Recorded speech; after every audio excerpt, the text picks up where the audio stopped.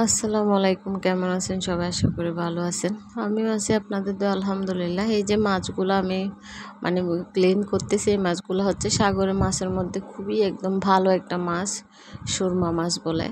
তো আমার মনে হয় এটা হচ্ছে ইলিশ মাছের চেয়ে খুবই ভালো একটা মাছ, মানে উপকারী মাছও বলতে পারেন। যেমন আয়োডিন বাচ্চাদের জন্য বলেন, বড়দের জন্য বলেন, এটাতে প্রচুর আয়োডিন আছে।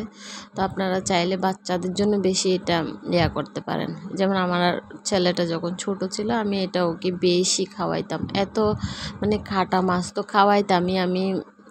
ছোটো থাকতেও আমি বেছে বেছে ওকে খাটা মাছও খাওয়াইতাম, কিন্তু অলওয়েজ ওর জন্য এই মাছটা আমি বাসার মধ্যে সব সময় রাখতাম।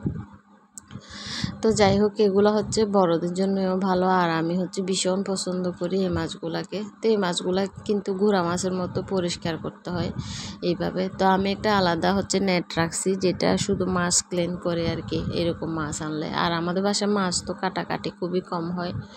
এখন হঠাৎ করে নিয়ে আসলে তখন ওগুলো আমার মানে কাটতে হয়, এবং আমার ভীষণ প্যারা পেতে হয় এই মাছগুলা আর কি। তো আর তিতা করলা অনেক দিন ধরে রান্না করি না, তো হঠাৎ একটাই আনতে বলেছি, বেশি আনতে বলি নাই। তো এটাকে হচ্ছে আমি করেছি।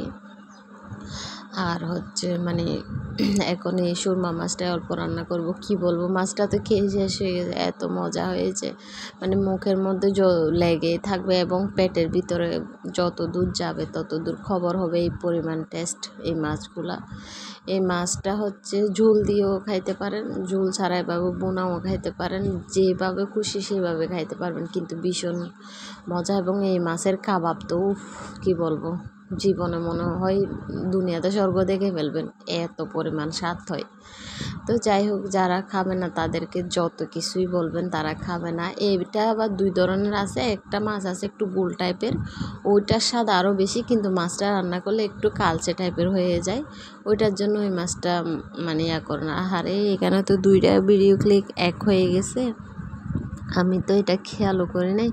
তো এটার জন্য আমি আপনাদের কাছে মানে আন্তরিকভাবে ক্ষমা চাইতেছি। এখন যেহেতু অ্যাডই হয়ে গেছে, তো এখানেও তো ভয়েস দেওয়া লাগবে। তো কি করব, শনিবার মানে তো বলেছি আমার অপ্রিয় দিন, তো ওইটার কারণে আমার সব কিছু অগোছালো হয়ে যায়। আর আমার ছেলেটা এমন একটা পড়ছে গতকালকে, পুরা কপালটা মানে ফুলাই ফেলছে, মানে একেবারে কালা হয়ে গেছে। তো দেখে আজকে সারাদিন যদি ওকে বরফ লাগিয়ে যদি মানে ওর ব্যথাটা একটু শেষ করা যায় তাহলে তো আলহামদুলিল্লাহ, না হয় খুবই বিশ্রী লাগবে, মানে যেহেতু কপালের মধ্যে ব্যথাটা পাইছে। ওটার জন্য আমি খুবই একটা মানে টেনশনের মধ্যে আছি আর কি। মনে হয় ক্লিপগুলো এলোমেলো হয়েছে, কারণ যেহেতু আমি তাড়াহুড়া করতেছি এই জন্য। তো আন্তরিকভাবে দুঃখিত। আল্লাহ হাফেজ।